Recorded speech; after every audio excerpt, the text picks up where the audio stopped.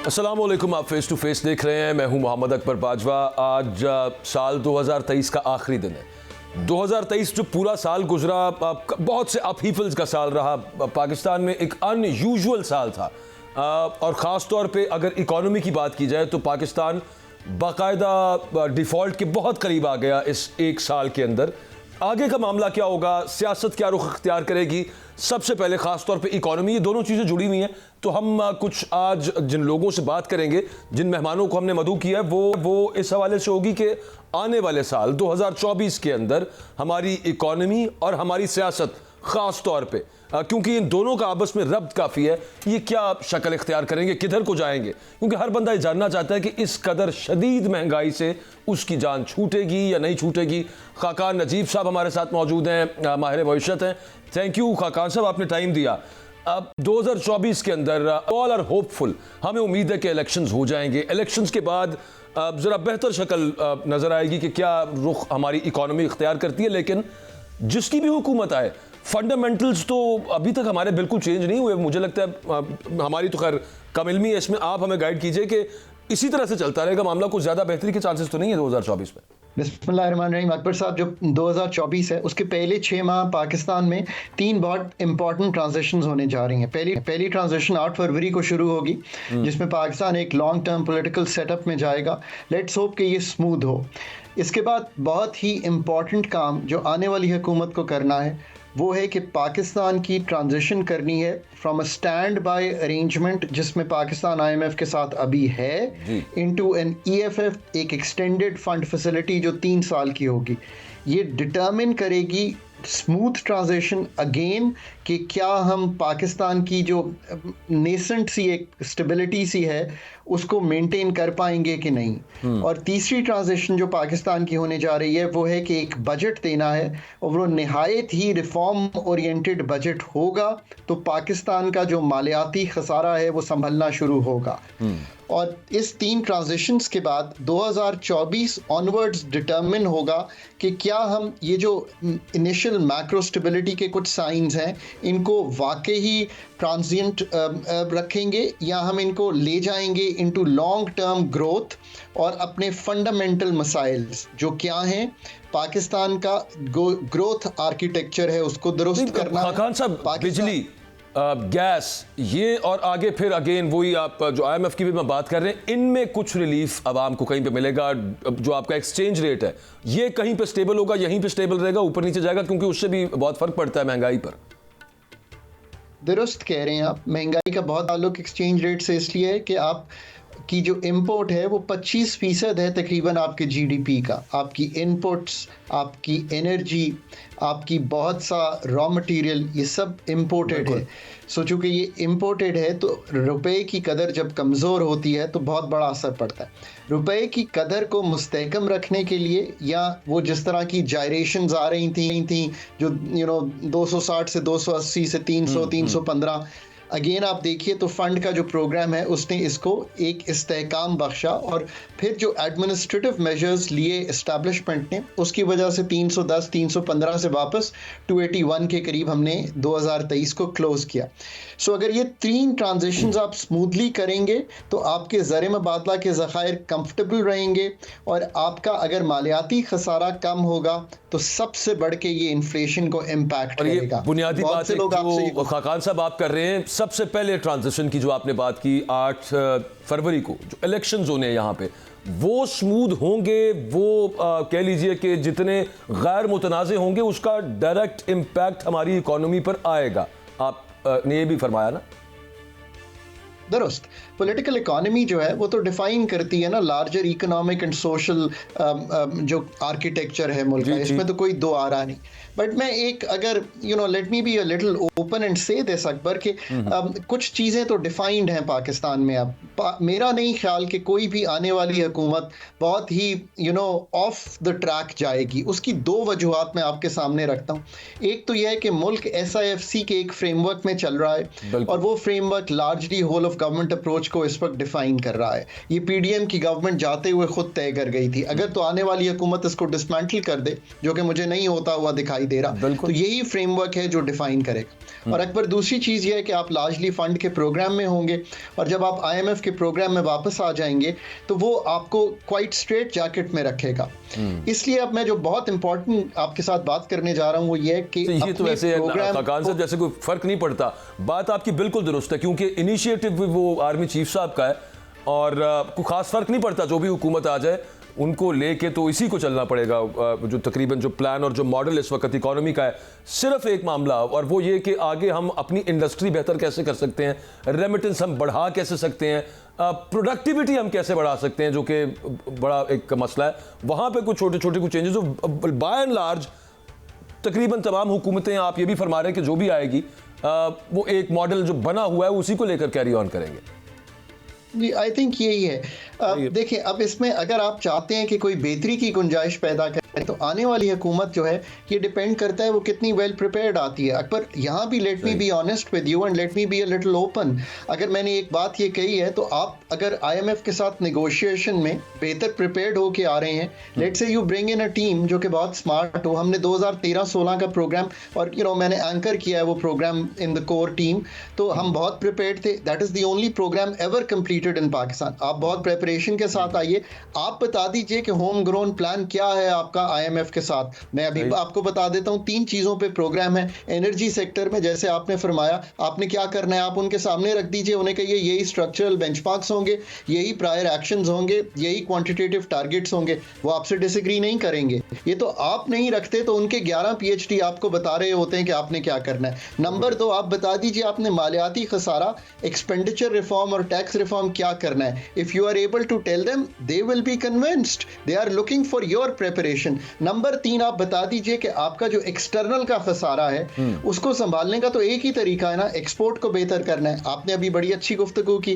पैदावारी सलाहियत 2 जगहों की बेहतर करनी है। आपने अपनी एग्रीकल्चर की पैदावारी सलाहियत के बेंचमार्क्स उनको दे दीजिए, आईएमएफ के प्रोग्राम का हिस्सा बना लेते हैं। मैन्युफैक्चरिंग के आप अपने खद्दोखाल बता दीजिए, हम आईएमएफ के प्रोग्राम का हिस्सा बना लेते हैं। और तीसरी चीज़, सर्विस सेक्टर में आपने कैसे ये $2.5 अरब की जो इस वक्त की आपकी ITES है, बाकी सर्विस सेक्टर की आपकी जो गुंजाइश है, उसको कैसे अगले 3 से 5 साल में बी रियलिस्टिक कि क्या टारगेट्स हो सकते हैं, क्या चेंजेस आप चाहते हैं, उसको भी उसका हिस्सा बना लेते हैं। रियलिस्टिकली चलना है। और दूसरा ये एक्चुअली हमने अगले पार्ट की तरफ बढ़ना है, और वो ये जो आपकी बात से मुझे समझ आया कि ख़ास तौर पे अब हमें ज़रा थोड़ा ज़्यादा प्रूडेंटली चलना पड़ेगा, चादर देखकर पाँव फैलाने पड़ेंगे, कुछ अयाशियाँ ख़त्म करनी पड़ेंगी और हालात कोई बहुत जल्द बहुत अच्छे नहीं होंगे। बहुत शुक्रिया खाकान नजीब साहब, आपने वक्त दिया।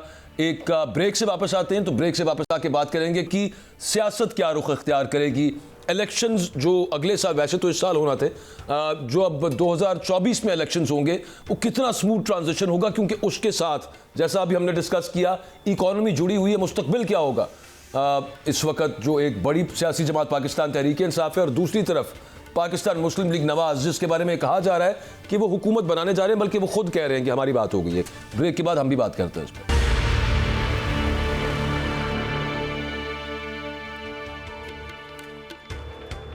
सीनियर सहाफ़ी इरशाद अहमद आरिफ साहब हमारे साथ मौजूद हैं। बहुत शुक्रिया सर, आपने वक्त दिया। एक सबसे बड़ा सवाल इस वक्त, इलेक्शन सबसे बड़ा इवेंट है आने वाले साल का, और उसके बाद सबसे बड़ा सवाल, जिस तरह से नज़र आ रहा है कि इलेक्शंस करवाए जाएंगे या होंगे, जिस तरह से भी जो मामला, जो हालात नज़र आ रहे हैं, इस तरह के इलेक्शंस के रिजल्ट के बाद सियासी इस्तेहकाम आ जाएगा, क्योंकि वो लार्जली, और हमारी तो हमेशा बहस ही यहाँ पे पाकिस्तान में ये रहती है कि सियासी इस्तेहकाम आएगा तो मुआशी तौर पर हम कुछ स्टेबल होंगे। देखिए, जो इलेक्शन हो रहे हैं ये पहले ही ताख़ीर की वजह से, जिस अंदाज में ताख़ीर की गई, ताख़ीरी हरबे इख्तियार किए गए, थोड़ा बहुत तनाज़ा तो उस वक्त शुरू हो गया था। लेकिन जिस अंदाज में कागजात नामजदगी थोक के हिसाब से रिजेक्ट किए गए हैं और एक पार्टी के रिजेक्ट किए गए हैं, अगर तो कोई ऐसी छलनी लगाई जाती जिसमें बहुत सारे लोग और भी आ जाते, उस छलनी से ना गुजर सकते, तो फिर तो किसी को एतराज़ नहीं था। लेकिन क्योंकि एक ही पार्टी को निशाना बनाया गया है, तो इसलिए ये बात तो ज़रूर होगी कि ये क्या फेयर एंड फ्री इलेक्शन के मेयार पर पूरा उतरते हैं। लेकिन मैं समझता हूँ कि अभी ट्राइब्यूनल्स में ये केसेस जाने हैं, फिर हाई कोर्ट, सुप्रीम कोर्ट भी मौजूद हैं। अगर बाय एंड लार्ज इंसाफ हुआ, बाय एंड लार्ज लोगों को मौका मिला और ये साबित हो गया कि जिन लोगों के कागजात रिजेक्ट हुए हैं, जो हिस्सा नहीं ले पा रहे, वाक़ईतन उनके खिलाफ केसेस थे, वो किसी पॉलिटिकल विक्टिमाइजेशन का निशाना नहीं बने। लेकिन तो सर, फिर जाहिर बात है कि फ्रैंक इरशाद साहब, विक्टिमाइजेशन तो है ना यहाँ पे, उससे तो इनकार किया नहीं जा सकता। पहले कागजात नामजदगी छीने जा रहे थे, उसके बाद मुस्तरद किए गए, उससे पहले पार्टियां छुड़वाई गई, उससे पहले प्रेस कॉन्फ्रेंसेस करवाई गई। तो ये मामला है और आगे भी यूं ही लगता है, यूं ही चलेगा। तहरीक इंसाफ ज़ेरे अता भी रहेगी, आपको लगता है? 2024 इलेक्शंस तक तो नजर आ रहा है, उससे आगे भी आपको ये लगता है? देखें, इसमें जो इशू है वो ये है कि हमारी सियासी जमातों ने जब भी वो इक़्तिदार में आई हैं, रूल्स ऑफ गेम ऐसे सेट नहीं किए जो सबके लिए बराबर हो। सही। नतीजा ये होता है कि जिस पार्टी को मौका मिलता है वो उसको अपनी मर्जी के मुताबिक इस्तेमाल करती है, फ़ायदा उठाने की कोशिश करती है। अगर खान साहब, इमरान खान साहब जो तब्दीली का नारा लेकर आए थे, वो इस बात को समझ सकते कि आज मैं अगर फेवरेट हूँ, आज मुझे सहूलतें हासिल हैं और कोई और मुश्किल का शिकार है, तो कल ये मुश्किलात मेरे लिए भी आ सकती हैं। या इससे पहले नवाज शरीफ साहब ने ये बात समझी होती या किसी और ने समझी होती तो ये दिन किसी को ना देखना पड़ता। लेकिन चूँकि हमारे यहाँ ये चीज़ें मुसलसल हो रही हैं तो लोग भी आदी हो गए और लोग कहते हैं कि जनाब फेयर एंड फ्री इलेक्शन तो सिर्फ एक दफ़ा ही हुए थे। अगर मैं तो उसको भी नहीं मानता, 1970 के इलेक्शन थे और उसके बाद जो हुआ वो भी सबके सामने है। तो थोड़ी बहुत साहब, आपको नहीं लगता कि अभी भी वही होने लगा है जो 1970 के इंतखाबात के बाद हुआ था? वो ये नहीं कि फ्री एंड फेयर इलेक्शंस की वजह से हुआ था, इस वजह से हुआ कि आप इक़्तिदार मुंतकिल नहीं करना चाहते थे। मैं ये नहीं कह रहा कि वो इसलिए हुआ था कि फ्री इलेक्शन हुए। वो इसलिए हुआ था कि उसमें इक़्तिदार मुंतकिल न किया गया, उस वक्त की हुकूमत है उससे गलती हुई, लेकिन उसका साथ भी जुल्फ़िकार भुट्टो साहब दे रहे थे।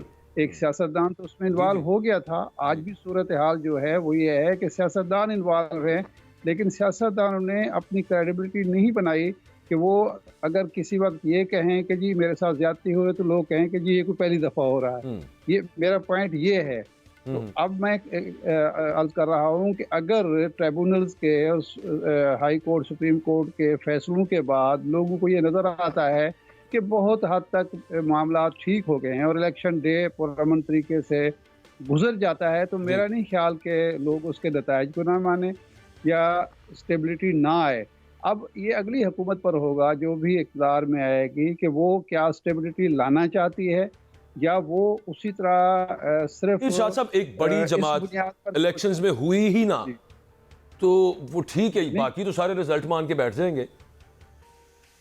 लेकिन नहीं हुई, मैं तो ये कह नहीं रहा कि अगर वो ना हुई तो फिर स्टेबिलिटी आएगी। मैं ये कह रहा हूँ कि अगर ये जो आरओज ने फैसले किए हैं इनमें से अक्सर रिवर्स हो जाते हैं और लोगों को नजर आने लगता है कि काफी हद तक रेमेडी हो गई है, उसके बाद जो इलेक्शन होंगे कोई उसके नतायज को तस्लीम करे ना करे, लेकिन लोग तो तस्लीम करेंगे। देखें 18 के इलेक्शन को सारी सियासी जमातों ने सिवाय तहरीक इंसाफ के सब ने मुतनाज़ बनाने की कोशिश की, मुतनाज़ बनाया, लेकिन उसके नतीजे में 3.5 साल हुकूमत तो चलती रही और उसको आप अनस्टेबल हुकूमत भी नहीं कह सकते, ना आप कह सकते हैं कि मईशत का बुरा हाल था, इसलिए कि लोगों ने उस रिजल्ट को मान लिया था। अब भी अगर ऐसी सूरत हाल पैदा होती है कि लोगों को ये नज़र आ जाता है कि जी काफ़ी हद तक फेयर एंड फ्री इलेक्शन हो गए हैं, तो जो भी हुकूमत बनेगी वो लाजमन अगर वो डिलीवर करेगी, अगर उसकी परफॉर्मेंस अच्छी होगी तो पॉलिटिकल स्टेबिलिटी भी आएगी और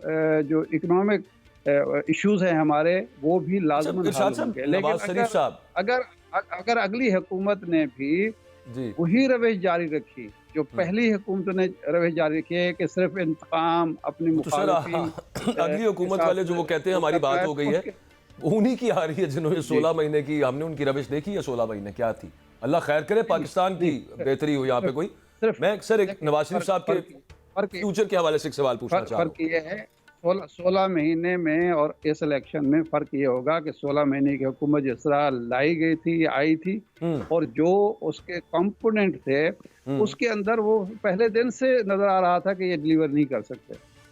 चलें, अल्लाह खैर करे। अब इसहाक डार साहब अगर इस दफ़ा भी वज़ीर ख़जाना हुए तो उन्हीं से तवक्को करेंगे हम कि वो डिलीवर करेंगे। नवाज़ शरीफ साहब, मैं एक आपसे सवाल पूछना चाह रहा था, आगे आपको क्या नज़र आता है? ये कोशिश तो कर रहे हैं अभी पाकिस्तान मुस्लिम लीग नवाज़ के लाडले का वो अभी भी वो इमरान खान पे डाल के बैठे हुए हैं कि जनाब ये स्टेटस जो है ना, ये इमरान खान का है। अब इसमें कोई शक नहीं है कि ज़मीनी हक़ाइक़ जो इस वक्त हमें नज़र आ रहा है, जो नवाज़शात नवाज़ शरीफ साहब पर है, वो किसी और पर नहीं है इस वक्त पाकिस्तान में। और एक दफ़ा जब मुझे क्यों निकाला 2017 में, और फिर उसके बाद इवन लंदन जाके जैसे भी चले गए, बकौल ख्वाजा आसिफ एस्टेब्लिशमेंट से डील करके गए इस दफ़ा भी, तो वहाँ पे जाके बहरहाल वो नवाज शरीफ साहब जब बोलते थे या कोई कह लें कि बदला लेने की बात करते थे या उसूल की बात करते थे, उससे वो पीछे हट गए हैं। तो आपको ये लगता है कि ये जाते जाते एक बिल्ला उन्होंने आखिरी दोबारा अपने आप पे लाडले का लगवा लिया और ये हट जाएगा किसी तौर पे? देखिए, ये जो लाडले का बिल्ला है, प्रॉब्लम ये है कि ये किसने नहीं लगवाया।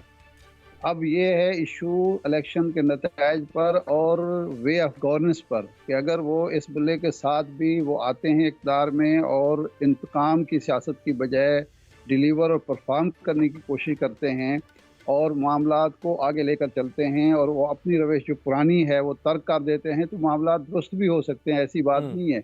अच्छा। लेकिन अगर वो अपनी रविश पर कायम रहें और वो उस रविश पर भी कायम रहें जो हमारे यहाँ सियासतदानों के एक इक़्तिदार में आके पहले बदले चुका हो, तो फिर ज़ाहिर है ना सियासी इस्तेकाम आ सकता है, ना मुआशी इस्तेकाम आ सकता है। बात ठीक। लेकिन इसमें अभी तक मुझे यकीन नहीं है कि जब ये आम इंतखाबात होते हैं तो क्या वाकई मुस्लिम लीग नून की तरफ से मियाँ नवाज शरीफ साहब ही वज़ीर आज़म के उम्मीदवार होंगे, मियाँ नवाज शरीफ साहब ही होंगे, या विद इन पार्टी भी कोई ऐसी चीज़ है कि शहबाज शरीफ साहब का पूरा फाल निकल आए? नहीं सर, निकल सकता है। मैं बल्कि अगला सवाल आपसे वही पूछने लगा था कि एक्सेप्टेबिलिटी, एक दौर तक तो आपने भी सुना होगा, हमने भी सुना, उस वक्त के जो बाकायदा जो अरबाब इख्तियार थे वो बैठ के बताते थे कि ये दो नवाज शरीफ साहब, मरियम नवाज साहिबा, अब मैं समझता हूँ इमरान खान भी शायद उसी फहरिस्त में आ गए होंगे, लेकिन वो कहते हैं कि इनके लिए एक्सेप्टेबिलिटी नहीं है। वो आपकी बात, उसी बात से मैं इस बात पर आने लगा था कि आपके ख्याल में नवाज शरीफ साहब फिर कभी वो कुछ बातें कर देते हैं, फिर उनके भाई साहब उनको समझाते हैं, फिर वो चुप होते हैं, फिर वो कुछ कर देते हैं, वो खड़ाक तो सर उनके होते रहते हैं ना। तो आपको लगता है कि कबूलियत इमरान खान की तो साइड पर कहते हैं नवाज शरीफ की है? देखिए, मैं ज़ाती तौर पर इस बात के बिल्कुल हक़ में नहीं हूँ कि कबूलियत का फ़ैसला कोई शख्स या इदारा करे। कबूलियत का फ़ैसला सिर्फ अवाम को करना चाहिए और अवाम का फ़ैसला सब के लिए काबिल एहतराम होना चाहिए, काबिल कबूल होना चाहिए, काबिल ताज़ीम होना चाहिए। लेकिन हमारे यहाँ चूँकि सियासतदानों ने ये रविश अख्तियार कर ली है और वो समझते हैं कि जी कबूलियत करके ही हम इक़्तिदार में आ सकते हैं, तो इसकी वजह से अगर इस नुक्ते नज़र से देखा जाए तो फिर मेरा ख्याल है कबूलियत तो फिर शहबाज शरीफ साहब की होनी चाहिए, क्योंकि शहबाज शरीफ साहब ने के अंदर वो सारे ख़वास और वो सारी खूबियाँ मौजूद हैं जो लवाजमात कहना चाहिए जो कबूलियत के लिए ज़रूरी हैं। वो अगर इमरान खान में नहीं है तो मेरा नहीं ख्याल कि वो नवाज शरीफ साहब के अंदर भी मौजूद थी। अच्छा, और दूसरा वही वैसे भी आप देखें ये जिबिल्लत जो है वो तब्दील नहीं होती। जो शख्स ये तवक्को करता है कि मियां नवाज शरीफ साहब की जो जिबिल्लत है वो तब्दील कर दी गई होगी, की जा चुकी होगी। रसूलुल्लाह सल्लल्लाहु अलैहि वसल्लम ने फरमाया एक मौके पर कि मुझे कोई शख्स ये आकर कहे कि ओहद पहाड़ अपनी जगह से हिल गया है तो मैं मान लूँगा, लेकिन अगर मुझे कोई ये कहे कि फ़लाँ शख्स की जिबिल्लत तब्दील हो गई है मैं बिल्कुल नहीं मानूंगा। ये हमारे आका व मौला रसूलुल्लाह सल्लल्लाहु अलैहि वसल्लम का फरमान है, तो नवाज शरीफ साहब की जिबिल्लत तब्दील तो नहीं होगी। अच्छा, खान साहब का, जैसे आप पहले कह रहे थे कि किसी एक फ़र्द को या इदारे को ये इख्तियार हासिल नहीं है कि वो फैसला करे कि कबूलियत किसकी है या किसकी नहीं है, अवाम ने करनी है। There is a massive support for Imran Khan.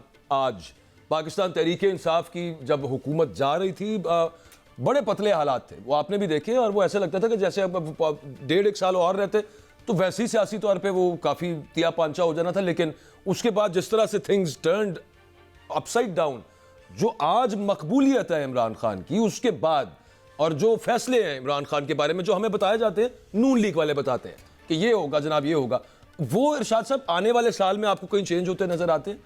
को कबूलियत इमरान खान साहब की इस वजह से कि उनके साथ अवाम बहुत है हो सकती है? देखिए, अगर अवाम का कोई क्लियर कट का फैसला आ गया ना, तो मेरा नहीं ख्याल कि हमारे यहाँ कोई उसको तस्लीम नहीं करेगा या उससे इनकार करने की कोशिश करेगा। ये चीज़ें इलेक्शन वाले दिन ही असल में ये फैसला होगा। अवाम का टर्नआउट क्या होता है, अवाम किस जहन से निकलते हैं, अवाम क्या फ़ैसला करते हैं। कबल अज़ वक्त मेरा ख़्याल है इस वक्त जबकि इलेक्शन कैंपेन शुरू होने वाली है, किसी के बारे में ये कहना मेरा नहीं ख्याल कि मेरे लिए मुनासिब है कि जी वो बहुत ज़्यादा मकबूल है और वो कम मकबूल है। ये इलेक्शन ही फ़ैसला करेंगे और इलेक्शन का फ़ैसला, इलेक्शन डे का फ़ैसला मेरा नहीं ख्याल कि कोई शख्स तस्लीम नहीं करेगा। वो काबिल कबूल होगा सबके लिए। बिल्कुल ठीक। अच्छा इरशाद साहब, 2023 में आप सबसे बड़ा इवेंट आप किसको देखते हैं? मतलब 9 मई है या इसके अलावा कोई और भी है?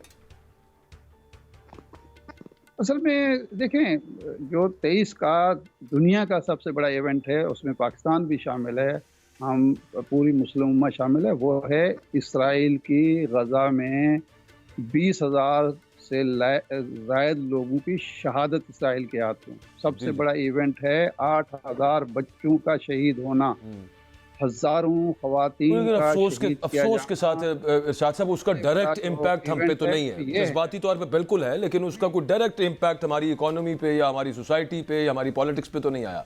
मैं तो पाकिस्तान के तनाजुर में कह रहा था। नहीं सर, नहीं, पाकिस्तान के तनाजुर में भी देखें, इस तरह के जब वाक़यात होते हैं ना, उसके फौरी तौर पर नताइज सामने नहीं आते। ये जो 20,000 लोगों की शहादत है, 20,000 लोगों का जो खून बहा है, आपका क्या ख्याल है? दुनिया देखें, 9/11 के बाद दुनिया तब्दील हुई थी। ये गजा का जो मामला है, इसके बाद एक नई दुनिया वजूद में आई है। दुनिया तब्दील हुई है और इसके माशी असरात भी आप पर आएंगे, सियासी असरात भी आएंगे, सफारती असरात भी आएंगे। और ये इस तरह के मामला बरसों चलते हैं। ये हफ्तों की बात या दिनों की बात या महीनों की बात नहीं होती। यूक्रेन जंग के नतायज आप भुगत रहे हैं ना। बिल्कुल। इकॉनमी, दुनिया भर की इकॉनमी जो है, तो आपका क्या ख्याल है कि इसराइल के इस बड़े हमले के और इतनी बड़ी तबाही के असरात दुनिया पर नहीं होंगे? पूरी दुनिया पर होंगे, हम भी उसका हिस्सा है। इसके बाद अगर कोई, जैसे 9 मई भी क्या था, उसके 9 मई कह रहा हूँ, मेरे मुंह से में निकल जाता है, पाकिस्तान का कोई इवेंट था। 9/11 जो था, असल वाला जो 9/11 था, उसके भी प्रीकर्सर्स तो काफी सारे थे ना इरशाद साहब। वो पहले जो दुनिया के अंदर चलता रहा था, मुसलमानों के साथ होता रहा था, उसके रिएक्शन में वो 9/11 था। खुदा ना खास्ता आपका इशारा इस तरफ है कि ये जो 9/11 जब हुआ था तो फौरी तौर पर तो यूं लगता था कि अमेरिका की जो बालादस्ती है पूरी दुनिया पर कायम हो गई है और न्यू वर्ल्ड ऑर्डर जो है कायम हो चुका है। जी जी। लेकिन फिर कुछ अर्से के बाद और 1 साल के बाद तो बुश जूनियर ने ऐलान कर दिया था अपनी फतह का। लेकिन अल्टीमेट रिजल्ट क्या निकला? लूजर कौन रहा? अफगानिस्तान वहाँ मौजूद है। अफगानिस्तान में वही हुकूमत है जो 9/11 से पहले मौजूद थी। सही। लेकिन अमेरिका नहीं है, उसके इत्तेहादी नहीं है। तो इसी तरह ये गजा का जो मामला है, इसके भी आप देखेंगे कि बहुत ही पायदार, दूररस और पायदार नतायज हैं और उसको हमें अभी से विजुलाइज करने की कोशिश करनी चाहिए, उस एनालाइज करने की कोशिश करनी चाहिए, असेस करने की कोशिश करनी चाहिए और उसके लिए अपनी हिकमत अमली तैयार रखनी चाहिए। अच्छा, 2024 में इरशाद साहब, आप समझते हैं कि सियासी इस्तेहकाम आएगा, तलखियां कम होंगी, कोई रूल ऑफ लॉ की तरफ पाकिस्तान जाएगा? ज़ाहिर है उसके साथ ही मईशत जुड़ी हुई है। फिर आपकी प्रेडिक्शन क्या है? हमारे पास अब कोई ऑप्शन ज़्यादा नहीं है। हमारे पास जो ऑप्शन है पाकिस्तान ने खुद और इर्द गिर्द के हालात ने हमारे लिए ऑप्शन महदूद कर दिए हैं। अब हमारे पास सियासी इस्तेहकाम, मुआशी इस्तेहकाम, मुल्क के अंदर रूल ऑफ लॉ के अलावा कोई बचत ही नहीं हमारी। हमने अगर सर्वाइव करना है और इंशाल्लाह सर्वाइव करना है, पाकिस्तान सर्वाइव करने के लिए बना है, तो हमें रूल ऑफ लॉ भी लाना पड़ेगा। ये हमारे काम तो वो नहीं है। सब बात आपकी दुरुस्त है, ये चाहिए सारा कुछ हमें है, लेकिन हरकतें तो नहीं है ना। हालात का जबर जो है सब कुछ करवाता है, हालात का जबर करवाएगा। एक बच्चे को जब वालिदैन समझा रहे होते हैं, वो नहीं समझ रहा होता, तो फिर ज़माना उसको समझा देता है। हमें हालात समझाएंगे और समझा रहे हैं। आप देखें ना, अगर ये IMF $70 करोड़ हमारा दबा के बैठा हुआ है और हम जनाब उसके तरले ले रहे हैं, मिन्नत तरले कर रहे हैं, किस लिए? 70 करोड़ 25 करोड़ के मुल्क के लिए जिसके पास 4000 अरब के ग्रेनाइट के ज़खायर मौजूद हों और बहुत कुछ हो, 70 करोड़ सोने डॉलर के, की क्या तांबे हैसियत? के, कीनू, लेकिन है, केले तांबा है, वगैरह, सोना है, आम वगैरह यहाँ पे उगता है, वो भी सब काफ़ी कुछ है हमारे पास। अल्हम्दुलिल्लाह 4 मौसम है हमारे पास, जी, हमारे जी, जी। पहाड़ हैं, हमारे पास दरिया हैं, हमारे पास दुनिया का, एशिया का सबसे बड़ा नहरी चलें निज़ाम सर, हम है, तो ये सब दुआ कुछ है। करते हैं कि ये सोना, तांबा, ग्रेनाइट, लिथियम ये कुछ निकले पाकिस्तान की आवाम का कोई भलाई निकलेगा, हो, इंशाल्लाह निकलेगा। आम बंदे की जिंदगी पर उसका कोई असर आए, पॉजिटिव इफेक्ट आए, उसको कुछ थोड़ा सा सुकून मिले मुआशी एतबार से। एनीवे सर, मैं I have to take a break. बहुत शुक्रिया शाद मदारिफ साहब, आपने अपना ख़ैर दिया। एक ब्रेक से वापस आते हैं 2024 पे। सितारे क्या कहते हैं, सितारों की चाल क्या होगी, क्या आगे मामला बन सकते हैं? हमारे साथ आगा बहिश्ती साहब होंगे, एस्ट्रोलॉजर, इस ब्रेक के बाद।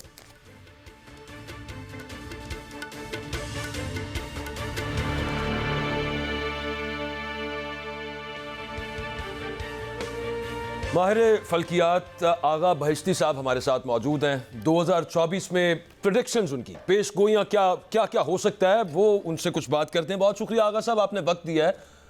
वैसे तो मुस्तकबिल का हाल अल्लाह ताला की ज़ात जानती है, क्या होगा अल्लाह ताला को मालूम है, हमको उतना बता तो नहीं सकते, लेकिन बहरहाल इल्म नुजूम क्या इस बारे में कहता है। मैं चंद सवाल आपके सामने रखता हूँ जो in order of their importance के लोग जानना चाहते हैं। एक तो लोग ये जानना चाहते हैं कि तहरीक इंसाफ के चेयरमैन इमरान खान साहब का मुस्तकबिल क्या है। इसमें मुस्तकबिल करीब में जेल से बाहर आपको नजर आ रहे हैं, सबसे पहले तो ये बताइएगा। बहुत शुक्रिया, क्योंकि आपका और आपके अमले का और आपकी टीवी का मैं शुक्रगुजार हूँ, क्योंकि साल 2023 को हम अलविदा कर रहे हैं, 2024 में दाखिल हो रहे हैं। एक छोटी सी दुआ से, फिर उसके बाद आपके सवाल से आगाज करेंगे।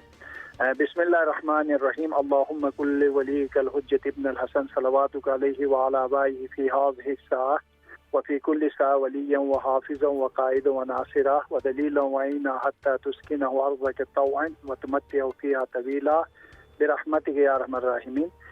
बहुत शुक्रिया आपका। और इस वक्त जी बिल्कुल इमरान खान, सुप्रीम कोर्ट से जमानत मिलेगी और इमरान खान बाहर आ जाएगा। जनवरी के महीने में इमरान खान के सितारों में आज़ादी, बुलंदी, कामयाबी और आगे बढ़ने के तमाम सितारे इलेक्शन से पहले मौजूद हैं। और मुझे लगता है जनवरी में इमरान खान बिल्कुल जेल से बाहर आ जाएगा जनवरी के महीने में। जी। और आप ये बाकी अगला पूरा साल आप कैसा देख रहे हैं? पूरा साल अगर हम इक्तिसादी हवाले से अगर आपके सवाल नहीं, मैं इमरान खान के हवाले से पूछ रहा हूँ। आगे अगला साल इमरान खान का ये 2024 इमरान खान बुलंदी, ताकतवर, कामयाबी, उरूज और आगे बढ़ता हुआ और एक ऐसा सुल्तान नजर आता है कि मैं कहूँ अगर बादशाह या शहनशाह सियासत के कहूँ तो मैंने सब सियासतदानों के सितारे एक पल्ले में डालूं और इमरान खान के सितारे एक तरफ बिठा दूं, रखूं, तो इमरान खान उनके ऊपर वजनी भी है, बारी भी है। और सारे साल सिर्फ चाहे वो यूट्यूब चैनल हो या फिर टीवी चैनल हो या सारी जितने भी पाकिस्तान से बाहर वाबस्ता, पाकिस्तान से जिनके भी थोड़े से लिंक हैं, वो इमरान खान के साथ ही उनकी बातों में, उनकी जिक्र में, उनकी कसीदों में, उनके जनाबली मुजम्मत में, उनकी तारीफ में नजर आते हैं। और ये साल 2024 ये आगा साहब इंटरेस्टिंग, आप इल्म नुजूम की बुनियाद पर अपने आपके पास ज़ाहिर है कि और एक्सपर्टीज आप उसकी बुनियाद पर बात कर रहे हैं। इंटरेस्टिंग बात यह है कि यहाँ पे जो वैसे जो सियासी पंडित बैठे हुए हैं बताने वाले, वो कहते हैं कि उधर नवाज शरीफ साहब की किस्मत में बुलंदी और उरूज नजर आ रहा है। मियां साहब का आपके उसमें क्या है, आपकी रीडिंग्स के अंदर? क्योंकि लेट्स बी ऑनेस्ट, एक टाइम पे दोनों का तो नहीं हो सकता ना सर, मतलब इधर से इमरान खान का भी होगा, इधर से नवाज शरीफ। जी, मैं आपकी इस बात से पूरी इत्तेफाक करता हूँ। मियां नवाज शरीफ के मुझे ये भी मालूम है कि उसके डिजाइनर ने हलफ बर्दारी के लिए भी कपड़े और उसके जो शेरवानी होती है पीटीवी से खताब से लेकर कौमी असम्बली तक इन्होंने डिजाइन उसकी साहबजादी ने करा चुकी है। उनके कपड़े भी वो चले ठीक है, उनका राइट है सर, वो पहले करा कर बैठते हैं। क्योंकि हाँ, सितारों के हिसाब से बताएं क्या मामला है। जी, सितारों के हवाले से मैं इसलिए बात करूंगा, मेरे लिए मौजूदा होगा, मैं हैरान हो जाऊंगा अच्छा। अगर मियां नवाज शरीफ पाकिस्तान का वजीर आजम बनता है तो मैं हैरान हो जाऊंगा कहां से कौन से ऐसे सितारे जिससे मेरी गलती हो गई है। और मैं ये भी हैरान हो जाऊंगा कि मैं आपको बताऊं 95% मुस्लिम लीग नून के लिए दे सितारों से बता रहा हूँ। 110 जनाब बिलावल और पीपल पार्टी को दे दें, सिर्फ 2% इमरान खान को आजादी मिले, सिर्फ 2%। बाकी इनमें तकसीम करे तो इमरान खान पाकिस्तान के वज़ीर आज़म है। ये मैं आपको बता रहा हूँ, ये सितारों से बता रहा हूँ, इसमें कोई मेरी जाती राय नहीं है। मैं वही कह रहा था, उसमें पॉलिटिकल ओपिनियन नहीं उसमें शामिल करते ना, हम जो सितारे क्या कहते हैं उसके बारे में। लेकिन अभी आप कह रहे थे कि जनवरी में इमरान खान बाहर होंगे, अब 2% चांसेस के साथ सिर्फ 2% की बेस के ऊपर आप कह रहे हैं। देखो, बाहर आने के बावजूद भी इमरान खान के लिए बहुत से मसाइल होंगे। जिस अंदाज आपको पता है कि पहले से भी मैं आपसे कह रहा हूँ कि इमरान खान बिल्कुल बाहर होंगे, ये आप देखेंगे इंशाल्लाह। आप अगर मौका मिला, अल्लाह ने चाहा, अगर आ गया तो जरूर आप इस हवाले से हमसे बात भी करेगा। और अगर नहीं हम सर आपका ये क्लिप निकाल के दोबारा चलाएंगे कि ये देखें मुफ्ती साहब ने ये 31 दिसंबर 2023 को ये पहले क्या नजर आता है और इमरान खान जेल से बाहर आते हुए नजर आता है। अच्छा, लंदन दोबारा जाते हुए नजर आ रहे हैं आपको नवाज शरीफ साहब। Very good. ओवरऑल आगा साहब, आपने जो कैलकुलेशंस देखी या की होंगी तमाम बड़े बड़े फिगर्स पाकिस्तान के, उनके हवाले से सर बताइएगा, उसमें से सबसे ज्यादा लकी आपको कौन नजर आ रहा है? उसमें मरियम नवाज साहिबा भी हैं, शहबाज शरीफ साहब भी हैं, बिलावल साहब भी हैं, जरदारी साहब भी हैं, so on and so fourth, मौलाना साहब भी हैं, इमरान खान साहब भी हैं। इस वक्त जो सबसे लकी है ना, मैं आपको बताऊं, पार्टी के हवाले से, नून के हवाले से तो मरियम है, मरियम सफदर साहिब या मरियम नवाज शरीफ साहिबा है, जो वक्त के साथ साथ बुलंदियों की तरफ ताकतवर और सबसे बड़ी मियां नवाज शरीफ के बाद सबसे ताकतवर शख्सियत बनती हुई, उभरती हुई, वाज़े तौर पर उसके जायचे और इल्म नजूम के मुताबिक, जायचे के मुताबिक, इल्म नजूम और सितारों की रोशनी से उसके घर में मौजूद है। घर, हम सितारों की अपनी एक कैलकुलेशन होती है, उसमें घर देखते हैं, उसमें जवाल, उरूज वगैरह एक लंबी एक दास्तान है, उसके अंदर हम देखते हैं। ये तो बुलंदी के सफर पर आगे बढ़ेगी, मगर इसमें फिलहाल कामयाबी हासिल करेगी, पंजाब की वजीर आला बनेगी या इस तरह की कोई चीजें फिलहाल मुझे नजर नहीं आता है। अलबत्ता ये असेंबली में पहुंचती हुई नजर आती है। इसके अलावा बिलावल भुट्टो भी असेंबली में होंगे। अलबत्ता सबसे अच्छे खुशकिस्मत जिसके सितारे देख रहा हूँ, उनमें 3 अशखास का बहुत जबरदस्त सितारा। एक आसिफ अली जरदारी साहब का सितारा बहुत शानदार है, मुझे लगता है कि वो सदर पाकिस्तान बनेगा या तो कोई ऐसा ओहदे में जा रहा है जिसके सितारों में ये तमाम चीजें मौजूद है। यकीनी तौर पर कुछ न कुछ मामलात निकालेगा जिससे वो सदर बनता हुआ मुझे नजर आता है। अगर साहब मैं वैसे मेरी बात सुने ना एक थोड़ी सी, आपको इमरान खान भी वजीर आजम बनते नजर आ रहे हैं? अगर वो वजीर आजम बन गए तो आसिफ अली जरदारी सदर तो नहीं हो सकते? नहीं, देखिए, फिलहाल जो हम सितारों की कैफियत देखते हैं ना, उसमें जिसका उरूज, हम एक सितारे के मुताबिक अपनी राय देते हैं। अगर हम इमरान खान को 2% नहीं मिलता है, 2% के अगर वो भी नहीं मिलती है, बेज़ाहिर तो न मिलती हुई नजर आती है। क्योंकि अगर के लफ्ज है ना यहाँ पर, अगर इमरान खान को बाहर आने के बाद भी जो मौके, जिस तरह का फैसले होने वाले, जहाँ से जिस तरह अभी फैसले होते हैं इसी तरह के फैसले आ जाएंगे, जिसकी वजह से इमरान खान के लिए मुश्किलात है। अगर 2% इमरान खान के लिए मौका है तो ये तो तय है, लिख के रखे, ये पत्थर की लकीर की तरह लिख के रखे कि इमरान खान पाकिस्तान के 2024 में वज़ीर आज़म है। इसकी नाअहली भी खत्म हो जाएगी, ये सजाएं भी खत्म हो जाएंगे और इमरान खान बिल्कुल जमानत पर बाहर आ जाएगा। जिस तरह अभी ये जो मैं आपको बता रहा हूँ, इलेक्शन भी लड़ेगा और साथ साथ ये भी मैं बता रहा हूँ कि उनको बल्ले के निशान भी वापस मिल जाएगा। मगर अगर इत्तेहादी जिस तरह हमें नजर आ रहे हैं या जिस तरह हिसाब किताब में हम सब के सितारे डालते हैं, तो उसमें जिसके लिए बेहतरी नजर आती है, वो इसमें आगे साहब मुझे के लिए बेहतरी नजर आती है, ठीक है, और दूसरा जो है वो मरियम साहिबा के लिए भी, आसिफ अली जरदारी साहब के लिए। क्योंकि आपकी आवाज मेरे पास नहीं आ रही, इसलिए शायद अगर कोई मैं नहीं सुन पा रहा हूँ तो माजरत चाहता हूँ। अच्छा, मेरी आवाज अभी आ रही है आपको? थोड़ी सी कम आ जी, अभी आ रही है। मैं वो कह रहा था कि ये जो जिस तरह के मामलात आप बता रहे थे, ये तो ऐसे लगता है जैसे, और मुझे वो नहीं लगता माजरत के साथ, कि पाकिस्तान में रूल ऑफ लॉ, तमाम चीज़ें कानून आइन के मुताबिक, साफ शफाफ इलेक्शंस, और उसकी वजह से जो सब आगे मामला बनेगा वो वैसे तो होता नजर नहीं आता। सितारे आपके बताते हैं कि इस तरह का मामला बन जाएगा, या द पावर्स दैट बी, जिन्होंने मतलब फिर अचानक फोकस आ जाएगा इस चीज़ की तरफ कि जनाब पाकिस्तान आइन और कानून के बयान मुताबिक ही चलना चाहिए। सितारों के हवाले से बात करूं, फिर अगेन वो सियासी तजिए की आपकी सवाल में ही जवाब भी है, क्योंकि हमने कहा ना, अगर सितारों की दुनिया में अगर देखते हैं तो इस वक्त इमरान खान इन सबसे आगे हैं। दिल बदल सकते हैं, इसका मतलब है आप ये कह रहे हैं बहुत पीछे हैं सितारों से। जी जी बिल्कुल, सितारों से बता रहा हूँ। अगर हम इनको ले जाकर 2% भी इमरान खान को मौका मिल, अगर है तो इसका मतलब नहीं मिलने वाला है, मौका नहीं मिलने वाला है। और तमाम इमरान खान की मुखालिफत सिंध पे बहुत से फैसले हो चुके हैं या होने वाले, या फिर सुनेंगे नहीं ये जीत गया, ये जीत गया, ये जीत गया, ये फैसले होने वाले हैं। हम इस वजह से कहते हैं ना, अगर का लफ्ज है, तो अगर 2% भी अगर इमरान खान को नहीं मिलता है तो फिर तो मामलात बहुत खराब है। फिर मुस्लिम लीग नून और मखलूत हुकूमत की एक शक्ल नजर आती है, और उसके बाद जो भी आगे होगा वो फिर मामलात उसी तरफ जा रहे हैं, जो कि आसिफ अली जरदारी सदर बनेगा और इधर से सेहत तंदुरुस्ती के हवाले से मियां नवाज शरीफ साहब की सेहत के हवाले से कैसे मामलात रहेंगे? अल्लाह ताला उन्हें सेहत कामिला अता करे। वो पहले भी इलाज कराने गए थे, वो कराया उन्होंने कोई नहीं, वो आगे थे वापस। सुना है कि अब वो फिर कुछ अरसे में शायद इलाज कराने जाएं लंदन। उनकी पार्टी की तरफ से बयान आया था, लेकिन मैं उसके साथ जोड़ लें आप साथ अपना इल्म और अपना हिसाब किताब भी। उनकी सेहत कैसी नजर आती है? बिल्कुल हिसाब किताब से न ये 2022 में बीमार थे, अल्हम्दुलिल्लाह बिल्कुल ठीक ठाक थे, न 2023 में थे, न 2024 में बीमार होंगे।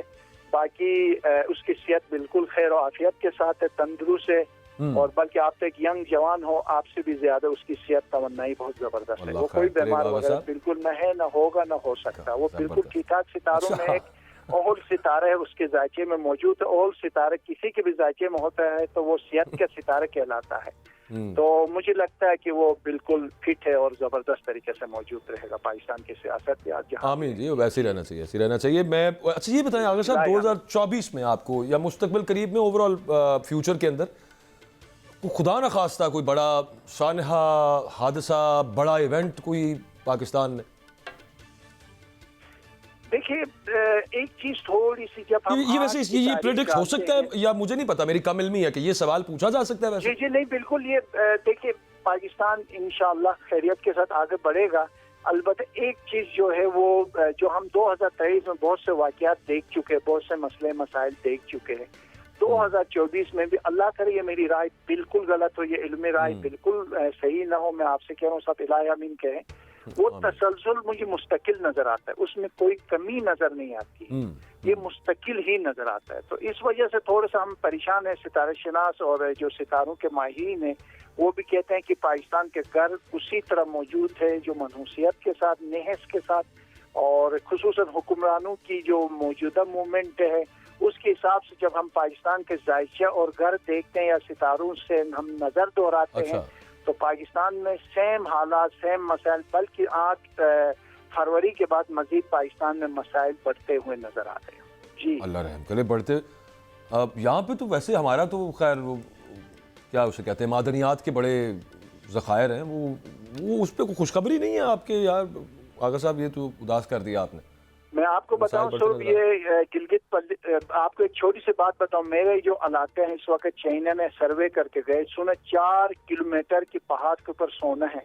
नहीं करते ना, यहाँ मुखलिस हुक्मरान नहीं है। 72 साल से सिर्फ इस्लामाबाद के पेट की सियासत की है, बाहर से कर्जे उतार के, कर्जे लेकर, कोई कहीं से लेके कहीं, कोई लेके भाई आपको क्या 4 किलोमीटर पे मेरे गांव में, क्योंकि मैं उस गांव का नंबरदार हूँ इस वक्त। अच्छा नहीं वो तो हो गया, ये देखें ये तो एक जमीनी हकीकत है, वो ज़मीनी हकीकत है। मैं जो आपकी बात समझाऊं वो ये है कि जो आपने जायचा बनाया उसके मुताबिक आपको नज़र नहीं आ रहा कि पाकिस्तान के पास जो ये बेशहा कुदरती वसाइल और मादनियात के ज़खायर हैं इनसे कोई हम इस्तिफ़ादा हासिल करेंगे। खुशखबरी आपको सितारों से पाकिस्तान में, यानी कि सितारों की चाल पढ़ के 2024 में कोई खुशखबरी नहीं नजर आ रही। खबर मैं दूं आपको, एक छोटी सी खबर थी हमारे पाकिस्तान के हुक्मरानों को, इस्लामाबाद में बैठे हुए लोगों से, गिलगित बल्तिस्तान पूरा पहाड़ मादनियात से भरे। इस वक्त चीनी की कंपनियां पहाड़ों में लगी हुई है, पूरी गिलगित बल्तिस्तान में चाइना काम कर रहे हैं, कोई पूछने वाला नहीं। अगर पता नहीं मैं क्या बताऊं, आप आए नहीं एक दफा आके मैं दिखाऊं। अब मेरे एक पहाड़ है वहाँ के लिए उन्होंने बिल्डोजरों से रोड बनाना। नहीं आगे साहब वो तो हो गया ना, मोशी जाती थी वो देखें वो तो हो गया। मैं तो कह रहा था जायचा जो आपने बनाया उसमें क्या आता है साहब? ये है पाकिस्तान खुशखबरी है, लोगों के लिए खुशखबरी है, क्योंकि सितारों से 3 प्यारों वाले, मरीख, मुश्तरी और जोहर, अच्छा। इसके नीचे बहुत से हम बुरुज देखते हैं ना, जिसमें हमल देखते हैं, तलु देखते हैं, हूद देखते हैं, मेजान देखते हैं। अच्छा। जो मुख्तलिफ हजारों लाखों लोग हैं उनके लिए बहुत जबरदस्त है ये साल जाती जिंदगी के हवाले से। जैसा अगर आपका मरीख है तो आपके लिए तब्दीली के साथ साथ आपकी तरक्की, आपकी कामयाबी, बिल्कुल उन लोगों के लिए जिनकी शादियां नहीं ये हुई। क्या है? इसको जरा आगा साहब, वो जो इनके अंग्रेजी में नाम होते हैं वो भी जरा बता दीजिए, कौन कौन से स्टार्स आप कह रहे हैं? अब हम, क्योंकि मैं अरबी में पढ़ा हूँ इसलिए अच्छा। स्टारों का नाम मैंने अरबी और फारसी में याद किया है, तो इसीलिए मैं उन्हीं से ही बता दूंगा आपको। ओके।